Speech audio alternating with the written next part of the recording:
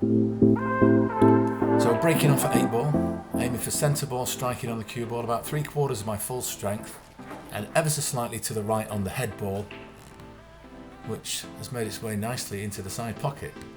It's left me a nice angle, as you can see on the 4. So I'm going to play this with bottom right, trying to avoid the 8 ball and make the cue ball back towards the centre of this table.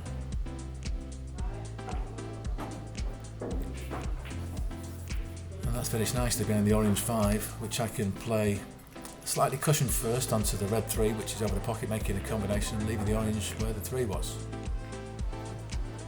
That should leave another combination, 7 onto the 5, swing the cue ball around, trying to get down for that 2 ball on the bottom rail.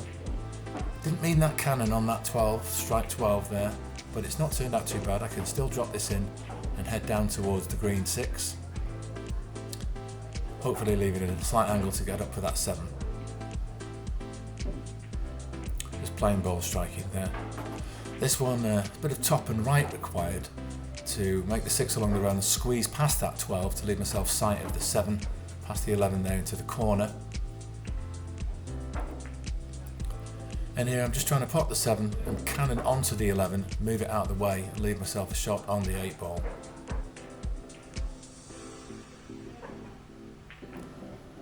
Not the precise contacts I wanted, but I've got still a makeable shot here. Just take your time, make sure the correct angle, keep your head still, and it should be all over.